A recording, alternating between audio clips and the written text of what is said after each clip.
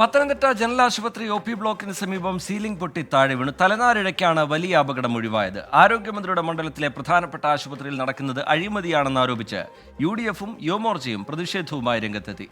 അതേസമയം UDF ആശുപത്രി management committee ഭരിച്ചിരുന്ന കാലത്തെ നിർമ്മാണമാണ് ഇത് എന്നാണ് CPIM-ന്റെ നിലപാട്. പത്തനംതിട്ട ജനറൽ ആശുപത്രിയിലേക്ക് വരുന്ന രോഗികളും കൂട്ടിരിപ്പുകാരും ഹെൽമറ്റ് വെക്കണോ എന്നാണ് ഏറ്റവും പ്രധാനമായി ഉയരുന്ന ചോദ്യം. ഇവിടുത്തെ സീലിംഗ് ഇന്ന് രാവിലെ അടർന്നു വീഴുകയായിരുന്നു. ഭാഗ്യം കൊണ്ടാണ് ആർക്കും പരിക്കു പറ്റാതിരുന്നത്. ഇന്ന് രാവിലെ 8 മണിയോടെയാണ് പത്തനംതിട്ട ജനറൽ ആശുപത്രിയിലെ OP ബ്ലോക്കിന് സമീപം റൂഫ് സീലിംഗ് അടർന്നു താഴെ വീണത്. അധികം തിരക്കില്ലാത്ത സമയമായതിനാൽ ആരും തന്നെ ഇതിന് താഴെ ഉണ്ടായിരുന്നില്ല. ഈ മേൽക്കൂര മാത്രമല്ല, ആശുപത്രിയുടെ പല കെട്ടിടങ്ങളും ശോചനീയാവസ്ഥയിലേക്ക് പൊയ്ക്കൊണ്ടിരിക്കുന്നു.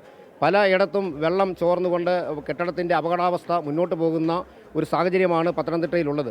വളരെ അനാഥമായ ഒരവസ്ഥയാണ് പത്തനംതിട്ട ജനറൽ ആശുപത്രി ഇന്ന് നേരിട്ടുകൊണ്ടിരിക്കുന്നത്. ആർദ്രം പദ്ധതിയിൽ ഉൾപ്പെടുത്തിയാണ് പത്തനംതിട്ട ജനറൽ ആശുപത്രിയിൽ സീലിംഗ് നടത്തിയത്. ഇതിനു മുൻപും തൊട്ടപ്പുറത്ത് സീലിംഗ് അടർന്നു വീണിട്ടുണ്ട്. കരാറിൽ അഴിമതി ആരോപിച്ച് UDF കൗൺസിലർമാരും യുവമോർച്ചയും പ്രതിഷേധവുമായി എത്തി.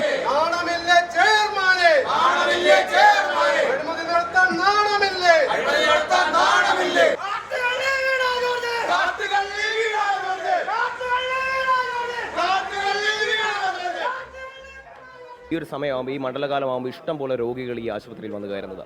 ആ രോഗികൾ വന്നു കയറുമ്പോഴാണ് ഇങ്ങനെ കെടുകാര്യസ്ഥിതിയായിട്ടുള്ളൊരു പരിപാടി നടക്കുന്നത്. ഇവിടുത്തെ മേൽക്കൂര മുഴുവൻ ഇടിഞ്ഞ് താഴെ വീഴുകയാണ്. ഇത് ഏതെങ്കിലും കുഞ്ഞുങ്ങളോ അമ്മമാരോ പ്രായമായ ഒരുപാട് ആളുകൾ ഇവിടെ ഇങ്ങനെ നിരന്തരം ചുറ്റിക്കറങ്ങുന്ന ആൾ. ഈ ഹോസ്പിറ്റലുമായി ബന്ധപ്പെട്ട് പേഷ്യൻസ് ഒരുപാട് പേര് തിങ്ങി നിറഞ്ഞ് എന്തെങ്കിലും ഒരു അടിസ്ഥാന സൗകര്യം ഹോസ്പിറ്റലുണ്ടോ? പ്രതിഷേധക്കാരെ പോലീസ് അറസ്റ്റ് ചെയ്തു നീക്കി.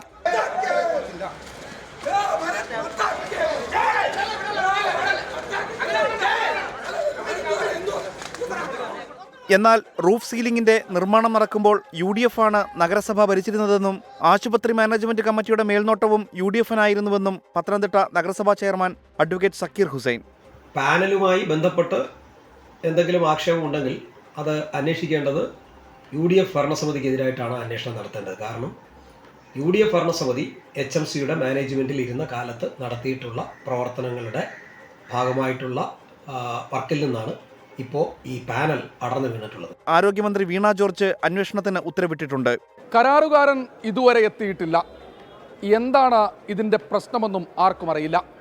ഇതിങ്ങനെ പൊളിഞ്ഞു വീഴാൻ തുടങ്ങിയിട്ട് നാളുകളായി. അധികാരികൾ തിരിഞ്ഞു നോക്കുന്നില്ലെന്നാണ് പ്രധാനപ്പെട്ട പരാതി.